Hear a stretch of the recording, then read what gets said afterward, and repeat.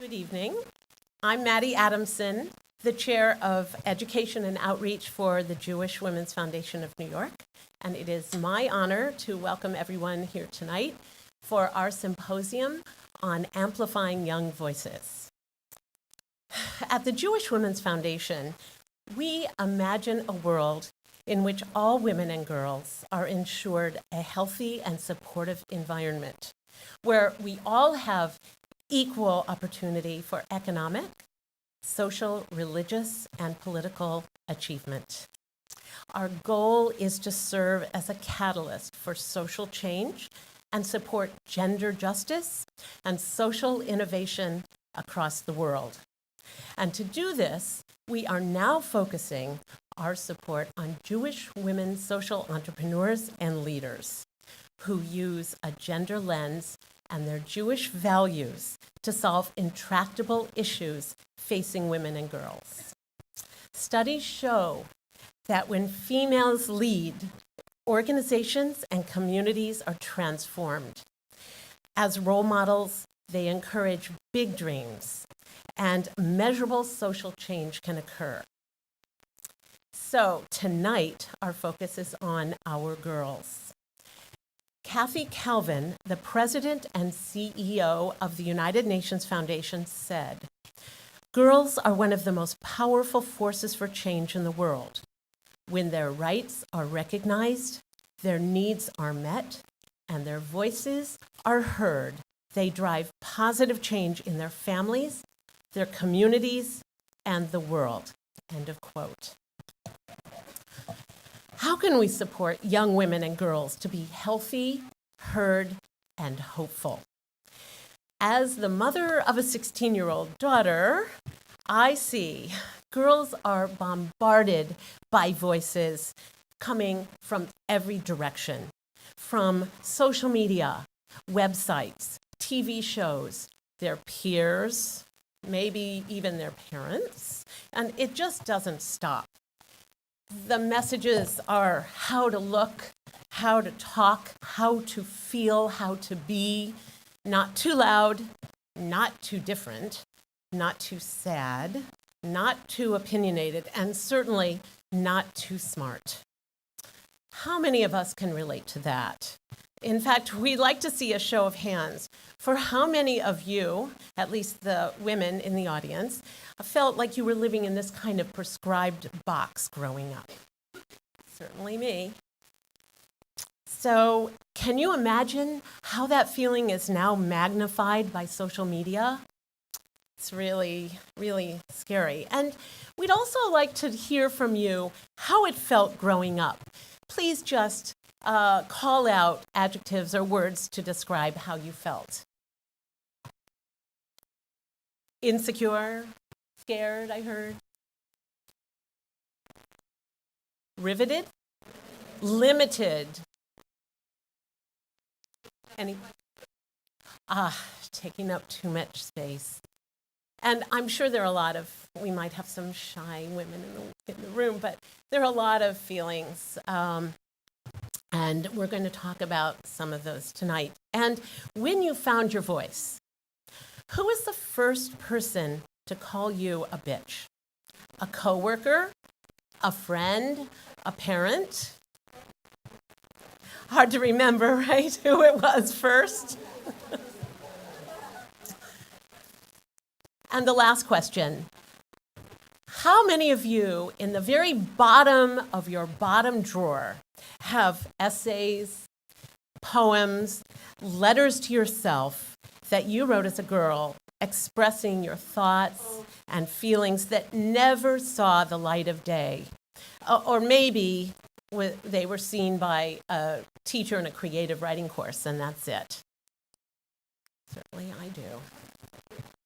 So tonight we're exploring what is being done to help girls block out all those voices coming at them and actually listen to themselves. And we hope that you, as parents, grandparents, peers, mentors, and professionals working with young women, learn how you can encourage girls to be brave enough to speak up and speak out. we're going to hear how we can create a culture where girls are healthy from Sophie Riegel, a high school senior and author of Don't Tell Me to Relax, One Teen's Journey to Survive Anxiety, and How You Can Too. For years, Sophie struggled with anxiety, and she will share her journey and insights with us. And we'll learn how girls are being heard from jGirls magazine's executive director, Elizabeth Mandel, and Sasha Hochman, jGirls teen editorial board member.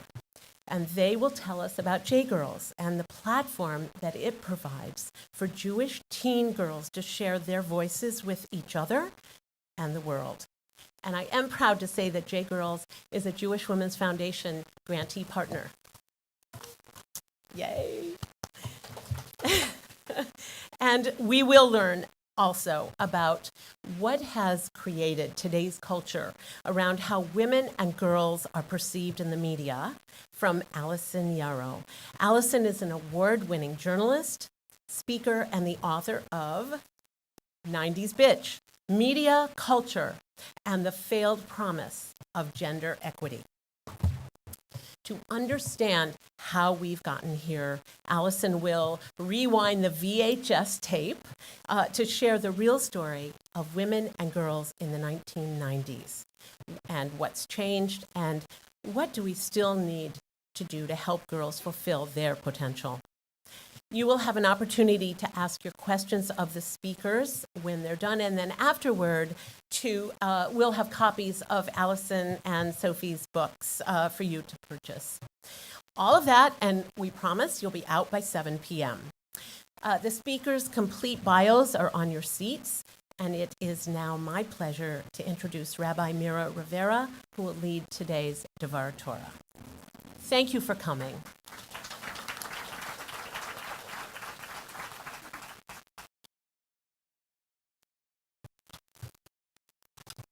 I am up. I'm on tiptoe. Because otherwise, I'll disappear. There you go. So, good afternoon, everyone. Good evening. I'm Rabbi Mira Rivera, and I am one of the rabbis at Romemu. And so I give you greetings from the Upper West Side. My senior rabbi is Rabbi David Ingber. And in that place up there, we are working with all of these different particularities of gender binaries, and so I'd like to bring you in that way to our Torah reading, right? So our Torah reading for this week is called Bayachel, and it is Bayachel means like kahal, right? To bring together, to assemble everything possible for creating the Mishkan, for creating the temple, for creating the shelter of the divine presence in the wilderness. So one word that comes up over and over again is nediv. This whole concept of giving, of generosity. And it says that anyone whose heart so moves him, it says, him, her, right?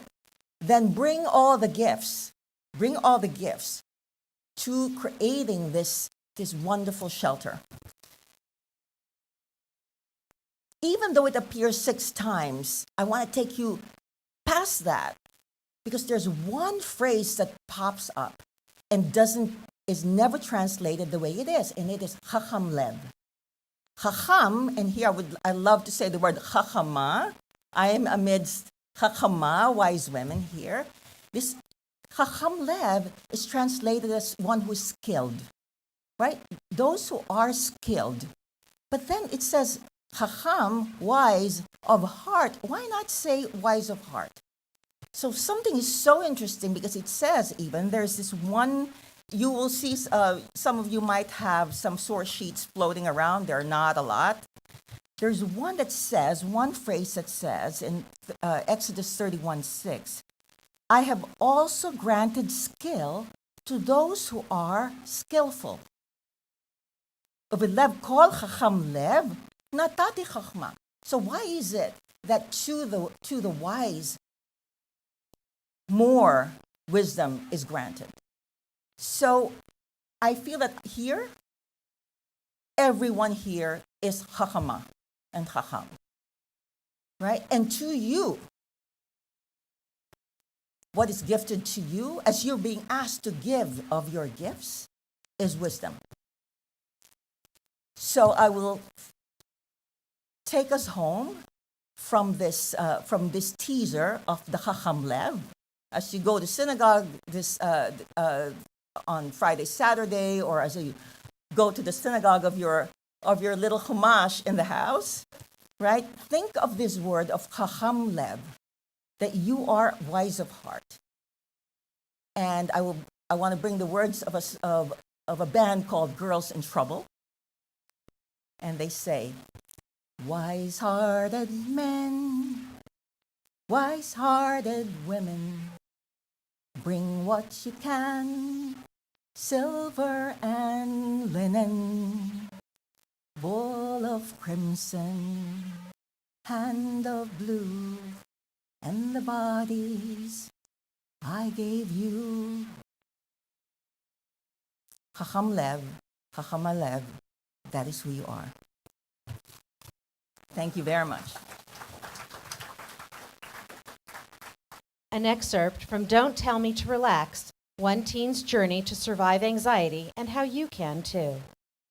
One of the hardest things for me as a 12-year-old was admitting to myself that I was flawed.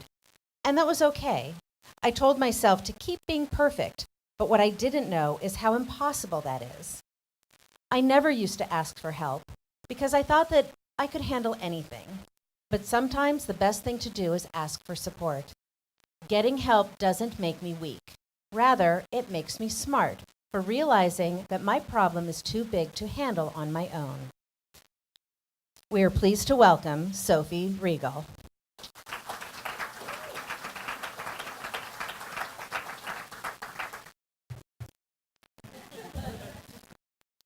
I'm pretty short, so try to look over and see me.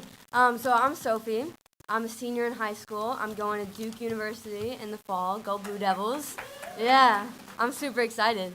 Obviously, I've written this book, and today I'm going to talk to you guys a little bit about my personal story with anxiety, and also why I feel like a lot of girls specifically don't want to speak up about, any struggles that they're dealing with. So the first time that I really experienced anxiety was in 5th grade. I was at a sleepover with a bunch of friends, and we were playing Truth or Dare as 5th grade girls do. And one girl asked me, Sophie, what's your biggest fear? And I said, my biggest fear is glitter. They were shocked because what 5th grade girl doesn't love glitter? I woke up the next morning and they had dumped a bucket of glitter in my hair. Yeah, that was my reaction with a couple curse words. And I woke up, I called my dad, I was hysterical.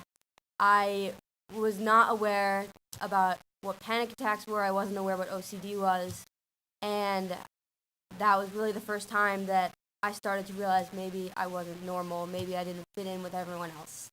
Moving into middle school, I had a friend who told me that she had OCD.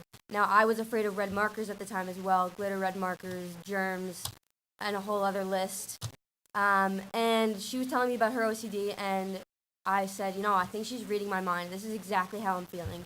So I turned to Google, which is not the best resource. Yeah. I came across some things that were pretty frightening. The first and last thing that I remember is people with OCD are 10 times more likely to commit suicide. That was the thing that stuck with me as a 12-year-old. Eventually, I told my parents what was going on. I went to a therapist. I got diagnosed with OCD, which stands for obsessive compulsive disorder for anyone who doesn't know, as well as trichotillomania, which is a hair-pulling disorder. I moved into high school, and my goal... Oh, thank you. Woo! Oh, yeah! There we go. I can see everyone now. Okay. I moved into high school, and my goal in high school was to be valedictorian. And I thought that this was impossible. Everyone told me it was impossible. There were 273 people in my grade. Especially the boys were the ones who told me it was impossible. And yesterday I found out I'm valedictorian. Yeah. Yeah, it's pretty awesome. I cried a lot. But the thing I want to mention, last year I thought that I wasn't going to graduate. Last year I thought that I was going to have to be institutionalized. I was diagnosed with panic disorder, generalized anxiety disorder, and I had panic attacks multiple times every single day. And I couldn't take tests, I couldn't go to school, and it was all really, really challenging for me. But I have an amazing family. My parents are sitting right there. Yeah, I have a twin brother. I have an amazing support system. But what I've learned through all of this is that the problem is that we think of our imperfections as flaws as opposed to things to celebrate. So I'm going to give you a personal example. When I laugh, I snort. It's true, I do. And people used to make fun of me for it because, it's pretty funny. But they made fun of me in a negative way. And instead of thinking of it in a negative way, I think they should say, we should invite Sophie to this party because when she laughs, everyone else is going to laugh. Whether it's at her, with her, whatever it is, everyone's going to laugh. So I think when girls grow up, as soon as they realize that their things that make them unique aren't considered cute anymore, or their imperfections aren't cute, and that they're made fun of, they shift their mindset. And we need to learn how to celebrate our flaws instead, which is a huge issue. A lot of people don't know how to do it. Our society is focused around negative thoughts. So, but the way to do it is, for me, I've surrounded myself with people who are willing to celebrate my successes and not bring me down. I've lost a lot of friends because of that, but that was probably for the better because I don't want to be surrounded by all this negative energy. But with you guys are probably, possibly parents. I don't want to make any assumptions, possibly parents. And dealing with this type of mindset starts with you guys. Every one of you has the ability to tell your kid, to tell anyone else's kid that their flaw, that their imperfection is something to be celebrated, something that makes them unique. And a lot of people think that they are one person that can't change anything, but they haven't met you guys. They haven't met me. They should probably read my book. You guys should too. $20. But I think really people can make a difference. I personally feel like I've done that, and I've really overcome every challenge that has come my way. And I think girls should see themselves as the beautiful and powerful people that they are, and not the weak and the dangerous to guys, whatever it is that other people see them as, and that starts with every single person in this room.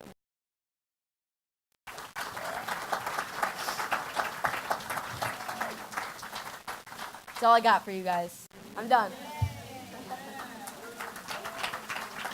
I'm a journalist and editor. I am an editor. I am an editor and writer. I am an editor at JGirls magazine, an online community of self-identifying Jewish teenage girls who create all of the content. Through jGirls, we're shaping the next leaders in the media industry, which is due for a change. I had so many passionate thoughts and really intense feelings about social justice and the world around me, especially as a biracial Jewish female. JGirls has taught me that as a woman of color, I don't need to always be on my A game. It's okay to show that I have struggles too, and it's okay to show that I'm not perfect. I covered the Jewish Women's Foundation's Revealing Me Too as We Too event in February. Over 4,700 people have read my piece, and it's just really empowering to know that my voice and my ideas have impacted so many. I felt like my voice was worthless, but now I know that I have a space. I have a place where my voice can be heard, where I can be powerful and loud without feeling like that I'm being judged or mocked. And I want all girls to know what that feels like. So on the last day of the 3rd grade, my teacher gave me a journal and told me I'm an amazing writer and I should never stop writing. But somewhere along the line, I lost the confidence that you see in so many young girls. walking through a patriarchal society that tells women and girls that they have to be quiet and they have to put other people's needs before their own. And jGirls gave me back that voice. Girls, you are powerful and you need to internalize that. I want all girls to know how brave they are, how smart they are, and that they can move mountains.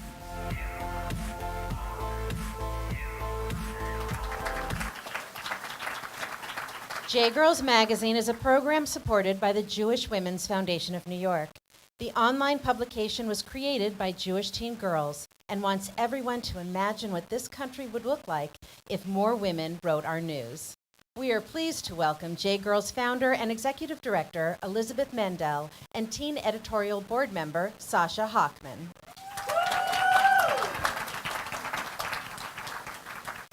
Is this on? Can you hear me? Okay, good. First of all, thank you so much to the Jewish Women's Foundation for supporting us and for inviting us to be here tonight, and to all of you for coming out. And there are many other supporters.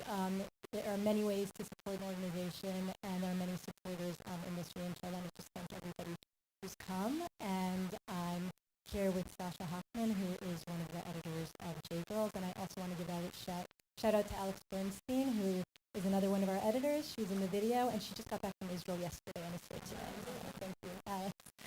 I want to give a little bit more of context and background about how jGirls works. It's an online community and magazine for self-identifying Jewish teenage girls.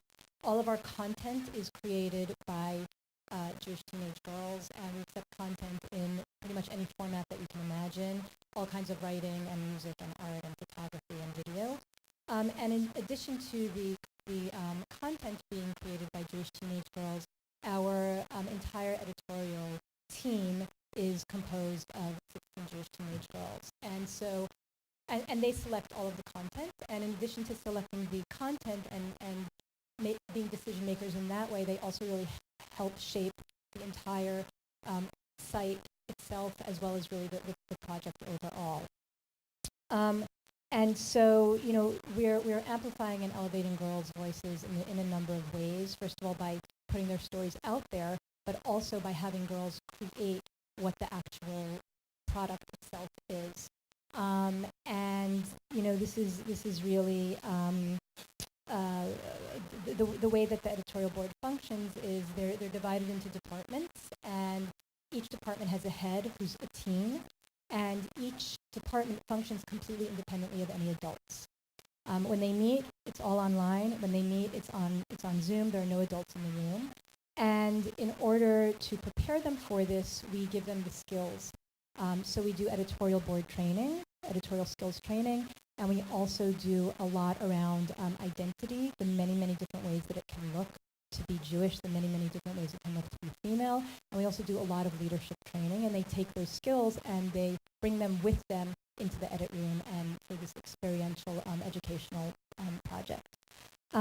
Sasha has been on the editorial board for 3 years. That's all of the years. And so she's really seen this grow from an idea into a reality. And for the past 2 years, she's been head of our poetry department. And now I will turn it over to Sasha. Thank you, Elizabeth, and thank you so much to the Jewish Women's Foundation for supporting jGirls and for inviting us here tonight. So, Elizabeth, what led you to create jGirls? So I have 3 small daughters, and they are fierce. They are stubborn. They are assertive. You can hear them. They are loud. And I know that as they move out of they are young, and I know that as they move out of their childhood and into their tween and teen years, they're going to absorb all of the societal messages that both Maddie and Sophie referenced, that are going to tell them to sit down, be quiet, make themselves small physically, right, on the subway, and they're not going to be loud anymore. And these are the qualities that we want to preserve. And I started to think, okay, what can I do for my girls? And then that became, what can I do for our girls? in order for them to maintain this sense that their voices matter and that they deserve to be heard. And out of that came jGirls, this idea of carving out a space and providing the tools and resources for girls to talk about the things that matter to them and to become decision makers and leaders. And I decided that the best way to do this was online, so that they could be heard by people all over the world, but also so that the decision makers, the editors, represented a range of what it looks like to be Jewish and to be female. And in order to do that, we needed to move it out of the physical space of being in New York and really move it across the country, so that we were really attracting editors who defined their Judaism, defined what it meant to be female. We're diverse in sexual orientation, gender identity, race, ethnicity, interests, family composition, so that when they were selecting, first of all, to have that exchange of what it could look like to be Jewish and female, and also so that in selecting the content, they were bringing a range of perspectives with them into the edit room. And then I decided that the girls would be the decision makers because, well, I'm a middle-aged mom of 3, right? Like, I don't know what a 15-year-old wants to read about online, which the point of which is really that I believe that teenage girls know what they want. I believe they know what they need. And I believe that if we listen to them and we hear them and they tell us, all of our lives will be richer. And that, and again, so out of that grew jGirls. And Sasha knew all or some of this when she decided to apply. And so Sasha, tell us, why did you choose to participate in jGirls, and in what ways does it make you feel heard? So 3 years ago, when I heard about jGirls, through word of mouth, I was looking to be part of a community of Jewish peers, because I didn't go to a Jewish day school, and I didn't go to Hebrew school anymore, and so I felt like this community and this part of my life was missing in some way. And on the other hand, I also was an avid reader and I loved to write, and so this intersection that kind of brought together a Jewish female space with a literary magazine and made that into an entire community really appealed to me. And there was this other part that when I went on the jGirls website, which was a single page, there was a blurb about jGirls and there was the link to the application. And so this idea of having the opportunity to create an organization from the ground up and to be given the space and the resources to be in a virtual room of my peers, and to have each other and our ideas and to build a community out of that was amazing. And jGirls makes my voice heard in so many ways. There's so many different levels to jGirls as an organization. I feel heard in editorial board meetings, in discussions in the editing room. I feel heard when my pieces are published on the site. And I think that we are very conscious about the language and the ways that we emphasize voices on the site. Just to give an example, in my first year at jGirls, I was in the nonfiction and poetry departments, and I was a sophomore, and the other girls were in their older years in high school, and so I was more hesitant about speaking up. But my department chairs realized this, and so in our discussions, they would make the point of saying, "Sasha, what do you think about this?" And they would give me the opportunity to have my voice heard without having to jump in and feel uncomfortable in my assertiveness. And then through this space, I began to learn how to jump in myself. And so now, as the department chair of poetry, I really try to create this space for girls in the department who may not necessarily be assertive by nature, because we all know that these skills of being able to kind of make our voices louder and put our opinions into the mix are so important as we move into college and the workspace. So, Elizabeth, what is it like for you to run the organization? Really scary. and really exciting, which I guess that's the nature of starting something new. And I mean, look, I wake up every morning thinking, well, a lot of things, but one of the things is, wow, here I am. I've always been committed to gender issues. I've always been committed to my Jewish community. I have a background in media. Like, how did I get so lucky that I've been able to turn this into something that is both so fulfilling for me and also really furthers the things that I care about so deeply? And it's really, as I said, it's really, really scary. And part of what's built into starting something new is failure. Is that you try things and they don't work, and you have to try them again. And what I see is that in order to succeed, I have to be willing to fail. And Sasha, do you want to share a story about that you were involved in, where we tried something on jGirls? Sure. So we faced challenges being a new organization. And so one of our goals originally was to create conversation, and through this conversation, create community. And we thought that one of the ways we could do this was through the comment section underneath each piece on the site. And so a few months of publishing content went by, and we weren't getting comments. And so we had a meeting about this, and I said in the meeting, why don't we create language to put on the site to encourage comments? So I wrote out some language that said comment when ... and then a bunch of different scenarios to try to connect with teenage girls and be inviting. And so comment when you connect with a piece, when you have a question, when something makes you laugh. And we put that language on the site, and it was a great solution to the problem. But then a few more months went by, and we went back to the comment section, and we still weren't getting those comments. And so we realized then after that even though we had addressed a problem and the solution didn't necessarily work, it was still a great learning opportunity. And it was amazing to be able to put my own voice on the site and then say, hey, this didn't work either, and kind of return to discussion about what we could do.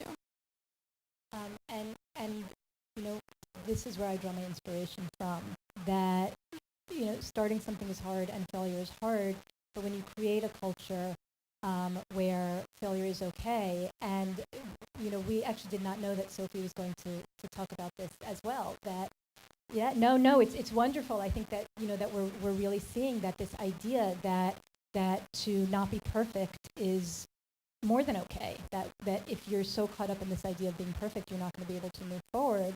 And when Sasha developed these comments, that was completely on her. She was a sophomore. It was a new organization. We brought this up as a problem, and then 2 days later, she presented me with this solution. She did it all on her own agency, and then when it didn't work, so we went back to the drawing board. And I was a loud child. I was a quiet teen, and I never really regained the voice that I had as a child. And thanks to this work that I'm doing, and Sasha and the other incredible young women I work with, I feel like I'm getting my voice back too. And I'm allowing myself to fail in ways that I never would have permitted myself to do, because I need to do it in order to succeed, and because if they can do it, I can do it too. So I want to shift the conversation a little bit, Sasha, to ask you about how gender and Judaism influence who you are and your experience with jGirls. So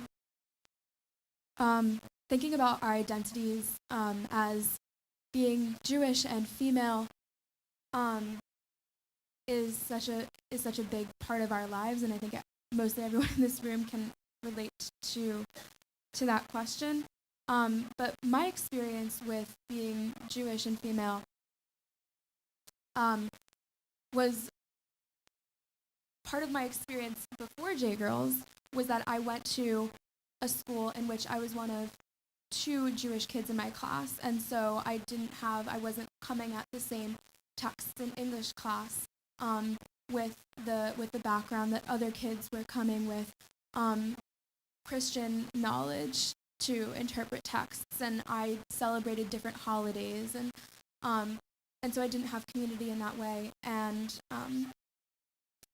in terms of being female, I also felt like it was harder for me to have my voice be loud enough in the classroom so that it could begin to rival that of the boys in my class, because they were just naturally a little bit louder. But then as I became part of JGirls, I found that it was so much easier and to have conversations with a group of my female peers, because we would all talk and have amazing ideas, and it was so interesting to not have to kind of struggle with how loud I was being, because we were all, I think, a little more open to hearing each other. And then I think another part of our identity as a magazine for Jewish teen girls is that it's so easy to look at JGirls and say, oh, they're all Jewish, they're all teenage girls, they must all think the same. But we don't, because we have so many other experiences which are drastically different. We live across the country. We live in, like, one girl on the editorial board lives in Kentucky, one girl in Washington. I live in Philadelphia, New York. We have all types of different families. One girl in poetry is conservative, one girl is reform, and so we're coming at this with multiple different perspectives and experiences, and so it's so important to be able to bring all of these different ideas and ways of thinking about things into the discussion room when we're looking at pieces that have been submitted. So Elizabeth, what do you think makes JGirls successful? So success can mean so many different things, as we've learned for JGirls. You know, one measure of success is, are we amplifying and elevating girls' voices, which, you know, I believe that we are. The sort of long-term vision of success is that we create loud, powerful, a pipeline to a cohort of loud, powerful Jewish female leaders who are committed to the Jewish community and are also committed to, you know, this innovative idea of what success looks like, who are committed to equity and to consent and to empathy, to, you know, a real female model of leadership, and we send them out into the world, and they change what leadership looks like, and they change what Jewish spaces look like, and they change what the workplace looks like beyond. But then there's also this theme that we're seeing, that there's this question of, like, okay, but, like, let's talk about what success looks like in JGirls. And as we painted, and as Sophie painted also, what success looks like is not, I mean, look, the demographic that we work with, it's girls, they're Jewish, and they're teens, right? Like, this is the perfect storm of people who are going to feel that they have to be perfect, of people who are going to buy into achievement culture. And we are trying within our virtual walls to shift that paradigm, so that what success looks like is being able to draw boundaries, to be able to ask for help when you need it, to be able to say, I can't, to be able to say, I made a mistake, and that's okay. And so when, you know, this question of success, it's really, success is being willing to fail, and success is being able to say, okay, I failed. New, right? Like, I'm gonna dust myself off, and I'm gonna continue to move forward. And I very strongly believe that if we change what success means within the culture of teens, that's going to lead to the big vision of success. That if girls now are willing to take risks and to fail, and if now they are willing to talk, and we are willing to listen, and we make sure that they're heard, they're going to grow into those leaders who are going to change this culture and become those leaders that we really, really need so badly. And Sasha, you touched a little bit on your sense of success in JGirls. I'd love to hear a little bit more about it from you. So, our goal from the start was to amplify young voices, and I think one of the ways that we can think about success is by looking at numbers. So, from the last year and a half of publishing content on jGirls, which is when we started, we've had 200 submitters from 9 different countries, and we've had 19,000 readers of the work that these submitters have published on the site. And so 19,000 is amazing for us to be able to reach that many people with the ideas and opinions that girls have to say. I think another way to look at success in jGirls is to look at how we approach not publishing content on the site. So if our goal is to amplify voices, but we get a piece and we say, we're sorry, this doesn't fit our literary standards, how do we still make those girls feel heard? And so one way is by personalizing the responses that we send, and by having these hard conversations in respectful ways, and by making sure that submitters know that we've read their piece and that we've talked about their piece and thought about it. And then the last part of success is by looking at the values that we have at jGirls.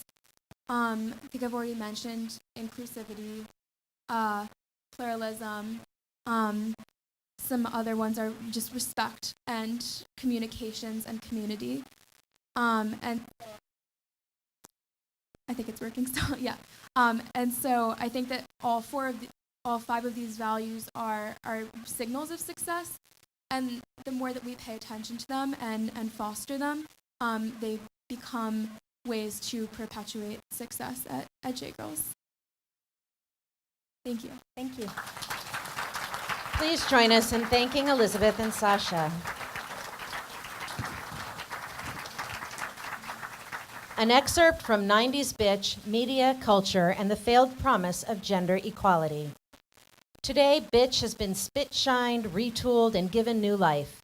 We hear women using it to describe one another. Boss bitch, basic bitch, and resting bitch face are ubiquitous terms on social media, in the school lunchroom, and around the office water cooler. What was once a derogation is now seen as an appellation of empowerment and sisterhood. But the attempted reclamation of the word doesn't change its history or more common use. It has historically been and remains the worst invective hurled at women, one that degrades, disparages, and disenfranchises all at once.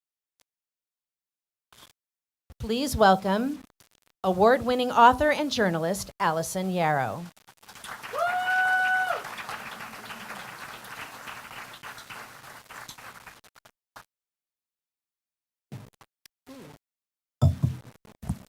I get to be really tall, I guess.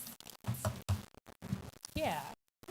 Or maybe I'll just take my... Oh, wait.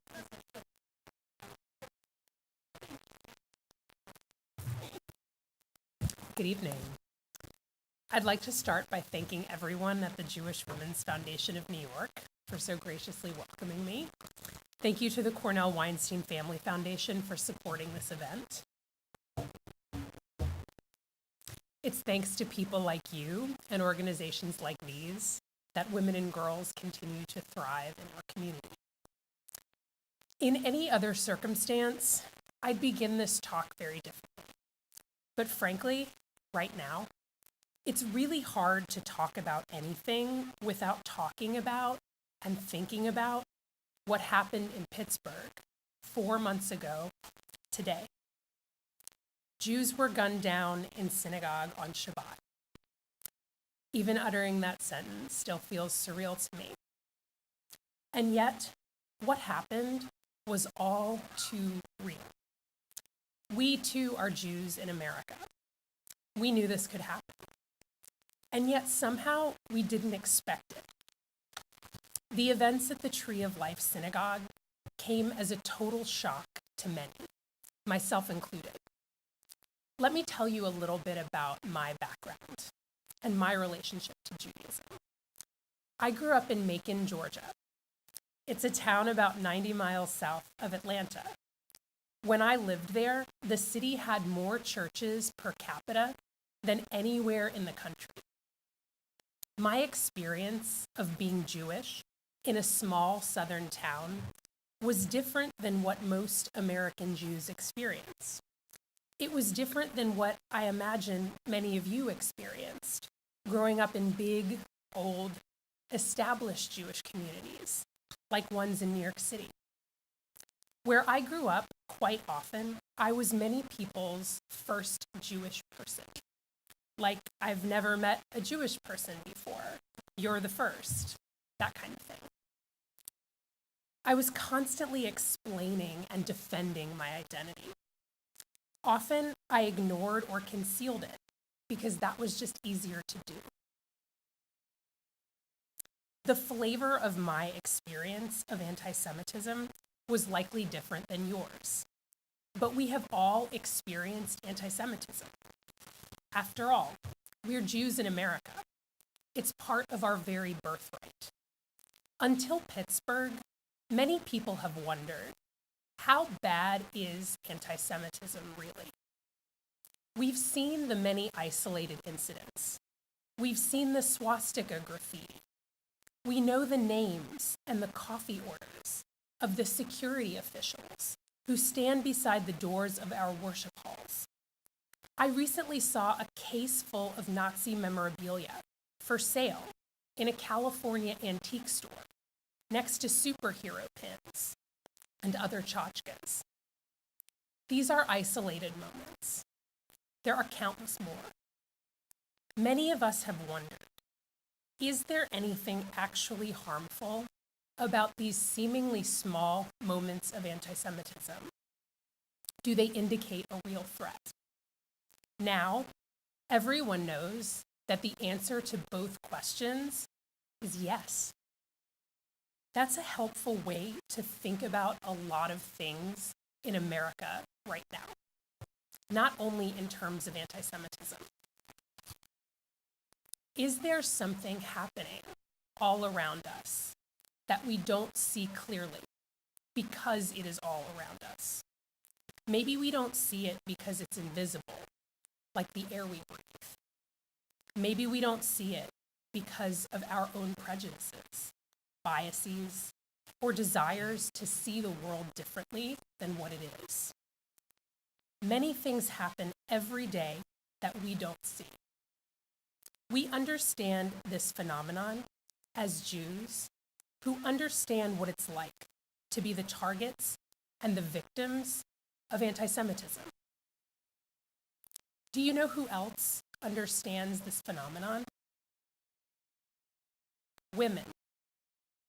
Women understand this phenomenon because it is their, or our, experience of being a woman in America. Just like there is an epidemic of anti-Semitism that has recently manifested itself in tragic ways, there is an epidemic of sexism that often manifests itself, sometimes in little ways, sometimes in big ways, sometimes in tragic ways. During the 1990s, this epidemic was rampant. It was everywhere. But it wasn't identified as sexism, and it wasn't identified as harmful. For most people, it wasn't identified at all. It was all around them, but they didn't see it. I didn't see it. Maybe you didn't see it either. That is what my book, 90s Bitch, Media, Culture, and the Failed Promise of Gender Equality is all about. Let me tell you a little bit about my book and what I found. When I began, I didn't know what I was looking for or exactly what I would find. At first, I returned to the decade with nostalgia and warm memories from my 90s childhood. I was 8 years old to 18 years old in the 90s.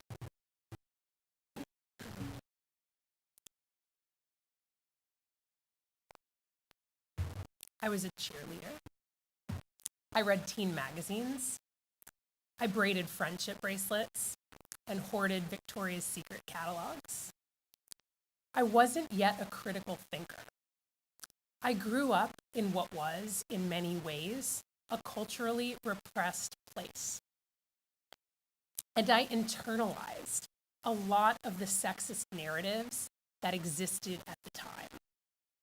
Like most of us when we are children, we don't know enough to ask why everything is the way that it is.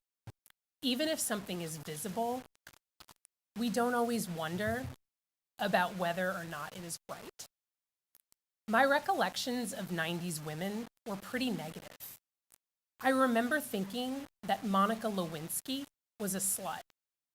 O.J. Simpson prosecutor, Marcia Clark, was a bitch who needed a makeover. Anita Hill lied. My remembrance of the first woman attorney general, Janet Reno, was not that she had accomplished something incredible. It was that she was portrayed by Will Ferrell in drag on Saturday Night Live. When I was growing up in the 90s, I believed that these women were problematic,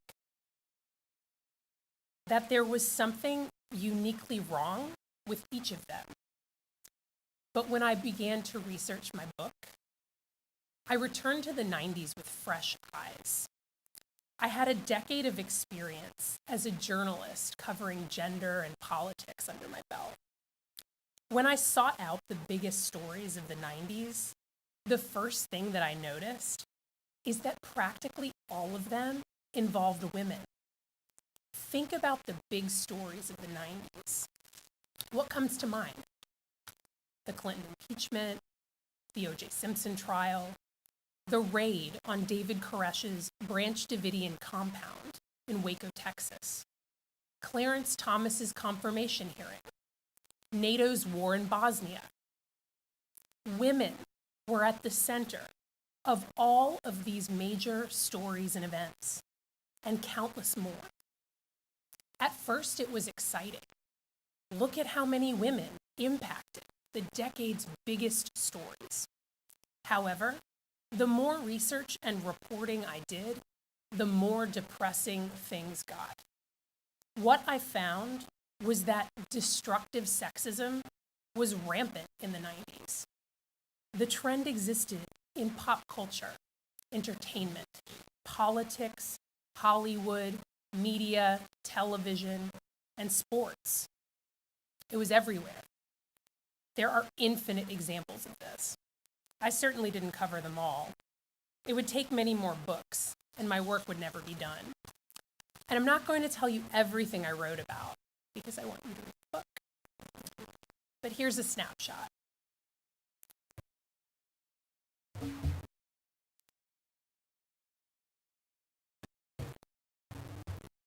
Marcia Clark was the only woman tapped to argue the trial of the century. When the judge called all the male lawyers by their surnames, Mr. Cochran, Mr. Darden, Mr. Shapiro, he called her Marcia. News outlets quoted the male lawyers' opinions about case law, strategy. They critiqued Clark's hair, makeup, motherhood, and the length of her skirts. When I interviewed her, Clark told me that she never would have cried sexism. She didn't want to seem like she was making excuses or being a whiner. She paid a penalty during the trial for being a woman. Clark is forever remembered for what is perceived to be her biggest failure, failing to convict O.J. Simpson of murder. It's impossible to say whether the relentless misogyny that Clark faced swayed the trial's outcome. But don't you wonder what might have happened had Clark been taken seriously by her opponents the jury, and the judge. Maybe the trial's outcome would have been different. She also left the law when the trial was done. Clark was driven from the profession by sexism and misogyny. She couldn't even bear to pack up her own desk. It was too heartbreaking. And for a prosecutor who had won 19 of her 20 cases, this was a loss for the justice system. Researching this book, I noticed time and again that white women in the 90s received different treatment than black women. While white women fought sexism, black women fought racism and sexism, a much harder hill to climb. This remains true today. Black women in the 90s were perceived as hypersexual and reduced to derogative Jezebel and Sapphire tropes. Anita Hill worked for Clarence Thomas in the Equal Employment Opportunity Commission. When he was nominated to serve on the Supreme Court, Hill reluctantly shared that he had sexually harassed her and forced her out of a job. She believed that his behavior was unbefitting of someone who would sit on the Supreme Court. When she spoke at the hearings, Clarence Thomas bookended her claims with his denials. 15 white male senators mocked and criticized Hill. She was called a scorned woman, a little bit nutty and a little bit slutty, and an erotomaniac, a diagnosis reserved for women who hound men for sex, even after they are rejected. Legal and race scholar Kimberly Crenshaw writes that Hill was unable to be the victim because Thomas claimed that he was when he called the hearing a high-tech lynching. Writing in the New York Times, Harvard professor Orlando Patterson said that sexual harassment was part of the white middle-class working world, not the black one. He said that Hill should have known that Thomas was just flirting with her, that what she called harassment was actually courtship in the black community. He claimed to recognize this as a black man himself. Many thought of Hill recently when yet another man accused of sexual misconduct was added to the Supreme Court for life. I present dozens of case studies like these in the book. I call the rampant sexism of the 90s bitchification because of how often the word bitch was used to describe 90s women. Bitchification undermined, objectified, and dismissed them. And yet, what I really want to talk to you about is the impact of all of this on girls. Girls who came of age in the 90s and the millennial generation. This is where the story turns tragic. I want to tell you about how societal sexism in the culture impacted real girls' lives. Girls like me, and maybe you. Take teen magazines, which flooded the market like never before. Glossies like 17, Teen, and YM sold girls an image of perfection that was thin, blonde, and sexually available. The pages were filled with advertisements selling this perfect girl. Magazines pushed diets and beauty products that promised to make regular girls perfect. Girls like me subscribed to these magazines and bought into the narratives that they sold. 70% of elementary school girls said these magazines influenced their opinion of the ideal body. Half said that the magazine pictures made them want to lose weight. Guided by teen magazines, girls quested for self-worth from the outside in. Marketing was influential, but in many ways, television was ground zero for bitchification in the 90s. The creation of the 24-hour news cycle during and after the Persian Gulf War is why bitchification could reach so far. During the war, news stations created round-the-clock storytelling infrastructure, the kind we know today. They also drew an insatiable audience. After the war, news organizations realized that politics, Hollywood, and scandal were far cheaper to cover and more popular than war. Women became relentless content as stories about them made the news and stayed there for days, weeks, months, and sometimes years. It wasn't only the news that bitchified. Entertainment was just as good at it, if not better. More than half of girls polled in the early 90s called Beverly Hills 90210 their favorite show. It followed a cast of high school kids through teenage dramas. It gave teenagers value in a way that previous television had not. But the male and female characters functioned differently within the narrative. The show's boys wrote for the high school paper, they played sports, and they wrestled with the show's meatier dilemmas. The show's girls worried about shopping, how their bodies looked in bikinis, and whether or not they were liked by boys.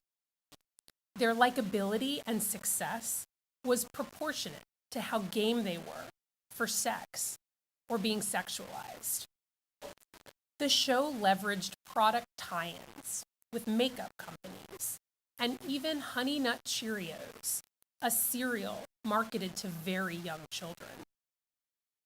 Both consumer and media representations of women and girls objectified and sexualized them. Merchandise advertising girl power stormed the marketplace. The cuddlecore trend took hold. Grown women returned to wearing Mary Janes, baby tees, butterfly clips, and other markers of girlhood, as if they were female Benjamin Buttons moving backward from grown-up to child. As academic Gail Wald put it, women are given power in society to the extent that they are willing to present as little girls.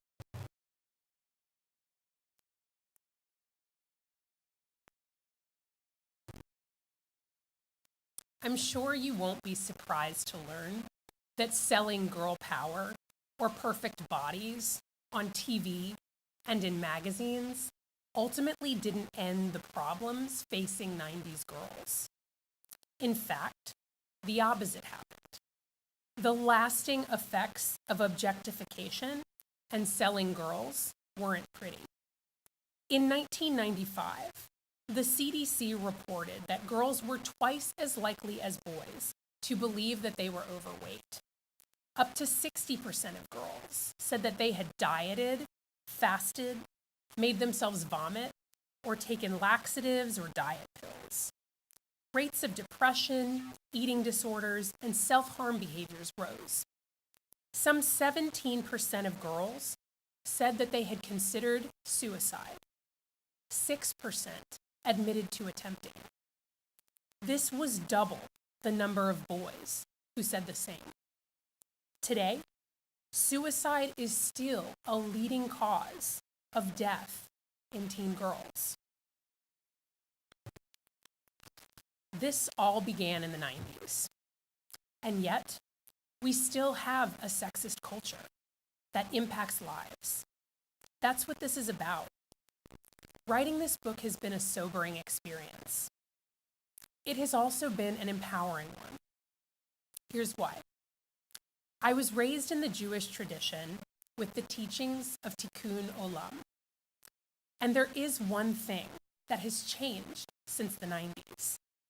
We now see the rampant sexism that shaped the 90s. We couldn't begin to change what we don't even see. Now, we see it. My hope is that by revealing the realities of this history of sexism, we can begin the process of changing them, of repairing the world. There are many ways to begin. I'm going to suggest a few simple ones, things that you can do right now. Women and girls across the country have asked me how to change the minds of online trolls or people who regularly espouse arguments based on sexist and racist ideologies. My advice? Don't even try. Don't start with staunch adversaries, people you patently disagree with, commenters on online threads. These are not winnable battles, and they only take up your time and your energy.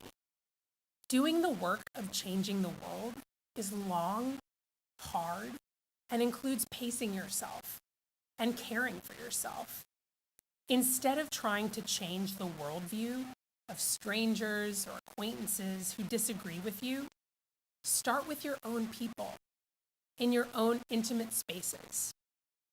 Talk to the people who love you most about what matters to you, especially if you don't always see eye to eye. The people who love you are the people most likely to listen to you and to value what you have to say. Use the model perfected by political canvassing. When you stump for a political candidate, you aren't knocking doors of voters who are long shots.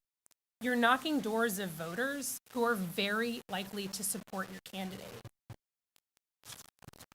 They just need a small friends and acquaintances in your life. Invite them to canvass with you, to support feminist and Jewish causes. Move them from apathy to activism.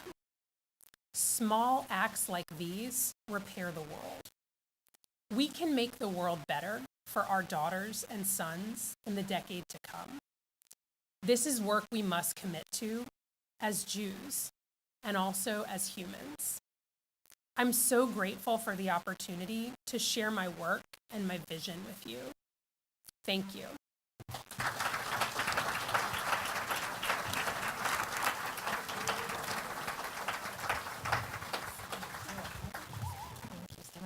Thank you, Allison. Hi, I'm Jamie Allen Black, the CEO of the Jewish Women's Foundation. Woohoo! So, ladies, younger ladies and ladies, I'm going to try to do this Q&A from over here until I start seeing your heads going like this, and then I'll go over there. So we're going to open up the conversation now, just for a couple of minutes, to let you ask some questions, let you guys, the wonderful authors, ask each other questions. And let's go. Who has a question for one of our speakers? Yes. Oh, wait for the microphone. I'm sorry. There we go. Thank you all, first of all. I have a question for Sasha, actually. I was really intrigued to hear about your experience coming into a safe space where you could be heard among the women that were girls that were in your community at jGirls. And I was wondering if that had any impact on your going back into school and how you felt in class with the guys who tended to be louder. Did that shift anything for you? Thank you for your question. It absolutely did. It gave me the extra push, and the extra confidence.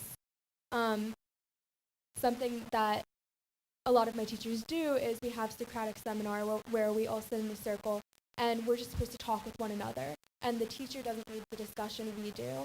And so I've definitely learned how to speak up and how to ask questions and how to just be more assertive in the classroom space because of my ability to practice those conversations at jGirls. Thank you, Sasha. Anyone else?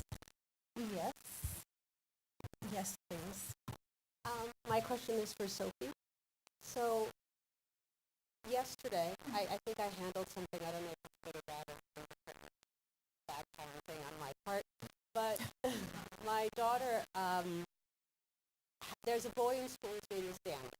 Very cute boy, you know, nice, good family, wonderful, everything is great. On paper, it's wonderful. So he's been tormenting my daughter for this past 3 months, meaning like he's like her hair, and she's 13, and like he'll pat her and bother her and just be annoying. So she came and spoke to me. I said, just ignore it. I mean, and my parenting is like, he probably likes you, just don't let him bother you. So she goes to the teacher after I did not give her the response that she wanted and said, blah, blah, blah, blah, blah. And her answer was, he's annoying you, just ignore him. So then she goes to the principal and says, Daniel is staring at my boobs. I don't like Daniel doing that, you know. And she goes, I'm sure he's not staring at your boobs. He's probably likes you. Ignore him. Okay. So yesterday I came home from work after a nice day of work, and I come home to this. My nanny who says to me, did you get my email? And I said, no. And she goes, well, Sophia didn't like the responses that you, this teacher or the principal, had given her. So she decided to email his mom. Oh yeah, there we go. I want to meet this girl. Okay, so it was a long day. Yeah, I'm sure. So I said, you decided to email his mom. And she said, yes. I said, Sophia, you're a child. We don't email other parents. You should come to me, go to your teacher, go to the principal. And she said, I did. And I said, yeah, you did. I said, but still I don't even know the mother. I don't know. If she stood in front of me, I think I wouldn't know who she was. I don't know if she's here, but if you're here, I'm really sorry. But so I said to her, you have to email the mother back and apologize for crossing boundaries. Okay, bad parenting, I understand. But I didn't know what to do. Like my mother would be like, you don't talk to your elders that way. You just. So my question is now, today is the next day. So she went to school today, and I said, oh, how was Daniel? And she said, he's worse than ever because you emailed him, you know, blah, blah, blah. So now what happens now? What happens now? What happens now? So, how do you, I'd like you to fix it. Okay, you got it. Okay, go ahead. $20 an hour. Yeah, yeah. 150. This is a good story. There we go. Okay, so first of all, Oh, hi. no, you're not a horrible parent. You gotta embrace your flaws. You gotta listen to me. Yeah. There we go. Okay. So first of all, the first step that you did was ask a question in public and ask for advice, which is awesome. And I think your daughter is so strong, and I definitely would have done the same thing. I have done the same thing. And if she doesn't do anything, he's gonna grow up to be Brett Kavanaugh. Wow. That's who he's gonna grow up to be, and your daughter's gonna be the one to change that, hopefully. She can't let that happen. She needs to stick up for herself, and she's been doing that. And I think no. I'm not gonna say that.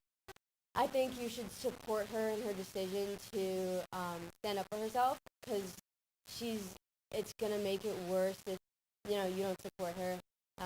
She clearly cares about you and wants your advice. That's why she went to you first. And I admire the fact that she didn't take your advice. Yeah, so I think you're raising a wonderful daughter.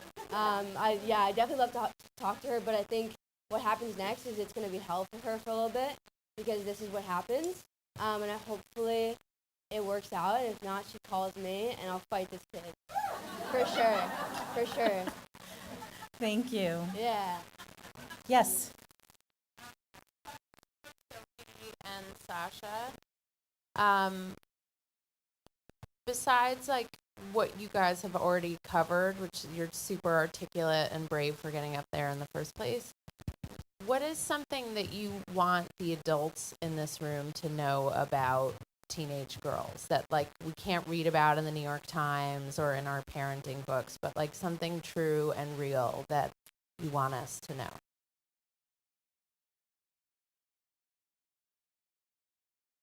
Okay. I think you can read about it somewhere, and it's my book. $20 after the event. There we go. Self-promotion is key right here. My mom's like embarrassed, I think. No, but I think I have a whole section about this, and I think a huge thing is for adults to understand. I do need this currently. For adults to understand that teenage problems are real. A lot of things that adults say is, like, you don't have real things to worry about. I pay taxes. I do these things, whatever. But our problems to us are so real, and you dismissing them isn't making it better. It's making it far worse, and that's the society that adults are creating, diminishing our problems. And I also think,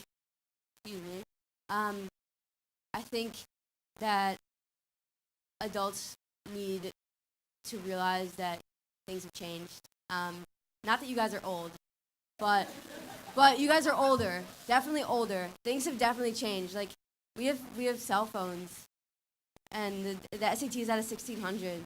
And things are more competitive now. Everyone's trying to get spots for the same thing, and just because you didn't go through it doesn't mean that you have to say that we didn't go through it. Our experiences is not the same as yours. No one has identical experiences, and just embrace other people's experiences, just as you would embrace your own. My response to that question is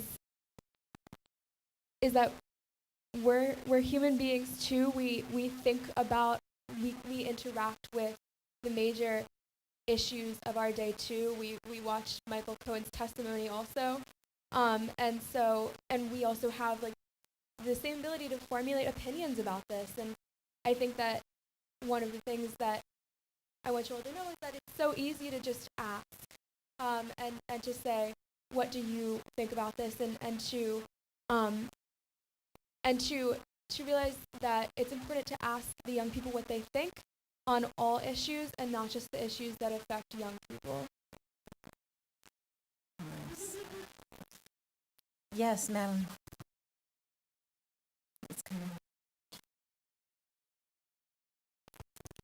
This question actually is for Allison. As an older woman, reading the daily discussions of Amy Klobuchar's treatment of her staff troubles me deeply. And you are Good.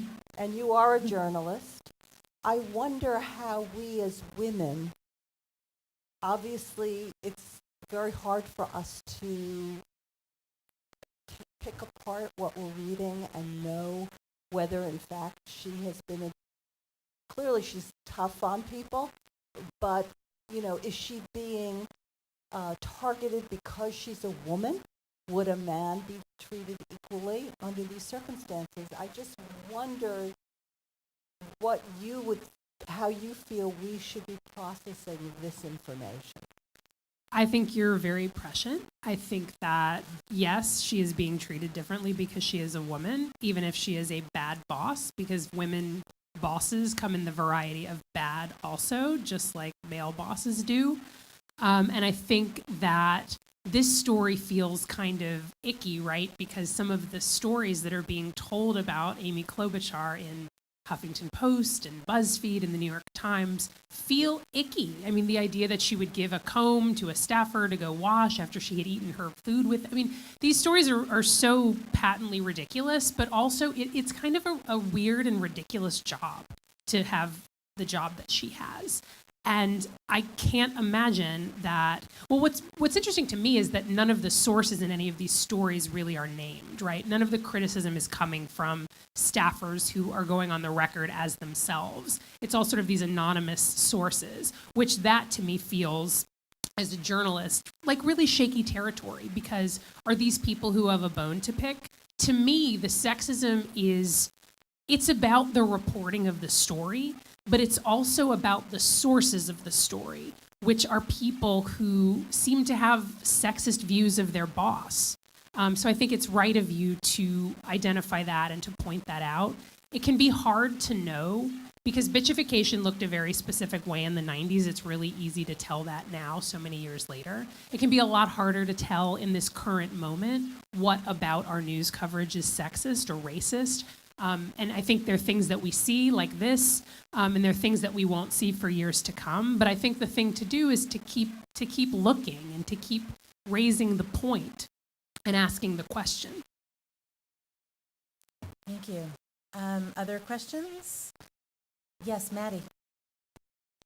So, Allison, what surprised you the most when you were doing your research? I think what surprised me the most is when I initially returned to all of these 90s women, I did so because I had really negative feelings about all of them. I just had a sense that there was something wrong with each of them as individuals. And what I came to realize was that was really the work of the 90s sexism. And it's really the work of sexism today. It's to individualize our concerns and our problems and to say that we as individual girls and women are problematic rather than the structure of patriarchy and white supremacy that we live in is really telling us that we are problematic. So I think it was really shocking to see the ways that sexism really works kind of the same in the 90s and now. Yes.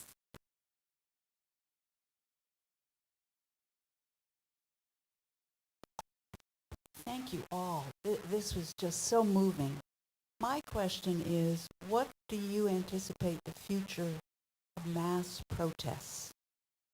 Will they be replaced by social media or not? And do they actually work? And I'm thinking of things like Parkland and so on.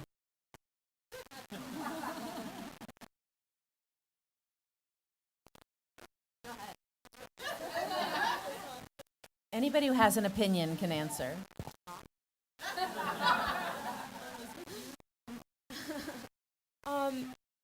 So before we started talking earlier, Sophie and I were saying to Allison was asking us about our phone use. And we were both saying that we were very conscious of how much we used our phones and that we both thought that kind of social media was damaging to our sense of self and our well-being. And that I was saying to Allison, there's no substitute for being in conversation with someone and for being there in person. And I think that relates then to this larger idea of mass protest. And I hope that social media does not replace it. I know that Sophie and I will be at the forefront of those marches. Like, we will not stop showing up in person because being there rather than being on a screen just means so much more. Yeah, give it up for her. There we go. I definitely agree with that. I think it's super easy to hide behind a screen. We see that not just with protests, but with bullying. It's super easy to send a nasty text, but it's a lot harder to go in person and say, I guess you're a bitch. Sorry, Mom. But it's a lot harder. And I think the people who go out and protest are the people who actually care about it, unless you have another commitment or something. But I hope that mass protests continue to be a thing because there's so many problems and so many problems that we can't solve, and we need to accept the fact that we can't fix everything. It's not our job to fix everything, but together we can start to fix things, and I think mass protest is a really good way to do that. Thank you. You know, I was thinking when I was reading your books and your articles that about the being perfect piece that I think resonates for a lot of women. And I know it's, you know how they say that like if you have a bias about anything, you may not know that you have a bias, right? You don't face it because you don't know you have it. And the perfection piece to me seems like something that is insidious and is always under us, and we may not even acknowledge it unless somebody, says to us when I say I hate my hair, they say you have beautiful hair. It doesn't make me feel any better. I still think I have bad hair. when you talk about embracing your flaws, when you talk about being perfect and having to be perfect, what do you think the antidote to that is? I'm asking anybody. All right. I think one thing is learning how to speak to people in a way that is validating. So, for the example you said, I hate my hair, instead of me saying your hair looks beautiful, which it does. Instead of saying that, I can say something like, that must feel really hard for you, validating your feelings, or that was a good one. That was a good one.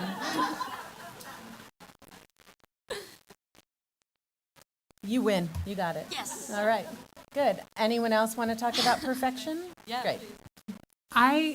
So when you look back at sort of the some of the research that we know about girls today, that stuff started in the 90s. Like the big research is like researchers sort of looking at like longitudinal studies of girls and girlhood.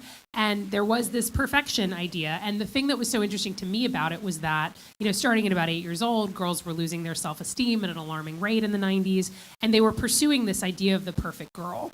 And all the girls who were sort of followed for years in these studies knew there was no such thing as a perfect girl, knew it was not real, and it was a complete specter and unachievable. But they couldn't stop pursuing it anyway, even though they knew that.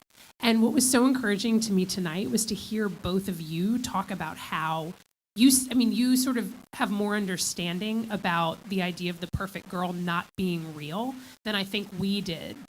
Growing up, we were still pursuing it, but you are sort of already intrinsically suspicious of that and embracing of flaws, and that to me feels like such incredible progress. Thank you. I think we have time for one more, unless somebody else. Do you want to answer about perfection first? Great. I just wanted to add that it's so interesting that you bring up this idea of perfection, because we were actually just evaluating a poem that was submitted to the JGirls department last week, of this idea of this girl saying, I may look perfect on the outside, but here's what's really going on. And so I just wanted to share that we're also talking about these ideas on JGirls. And you know, I just want to add also that you know, I think that a lot of us who are parents, as parents, say to our girls, you know, you don't have to be perfect, you don't have to be perfect. But I think it's also important for us to model for them that we're also not perfect and that we're really okay. And that can look a lot of different ways, right? That can look like telling them stories about when we were younger, like maybe one day younger than we are today, and also apologizing to them, right? I mean, you know, we make mistakes, as we were actually joking about this, like, I'm a poster child for being a flawed parent. I'm really great at not being a perfect parent, and yeah, and you know, to be able to apologize to my daughter the next day or later and say, you know, I really messed up, and I'm sorry for what I did, and it was not okay. You know, she says it's okay, and I say actually it wasn't okay, and you don't have to say that it's okay. And I think that the more that we can model for the girls in our lives, whether it's our daughters or our nieces or our granddaughters or the girls we work with or the neighbor across the street, that we aren't perfect and we're not striving for it, right? Like, we're just trying to do the best that we can, and that's really all that we can ask of ourselves, and therefore all that we can ask of them, or that they should expect of themselves. And with that, so stay up there for a few minutes. We're just I'm gonna close briefly. We have a big commitment to always ending on time or early, so you're here with us. So before we close, I want to thank the Cornell Weinstein Family Foundation for generously underwriting this event. And all of these events, that if you've come to any of our other events, we have excellent events. They're all like this. And they are masterminded by Stephanie Blumenkrantz, who is the JWFNY Associate Director. And Stephanie has accepted the position of Director of the Hadassah Foundation. So I just wanted to take a moment of personal privilege to thank her for the 6 years of wonderfulness that she has brought to the foundation. So thank you, inspiring foursome up there.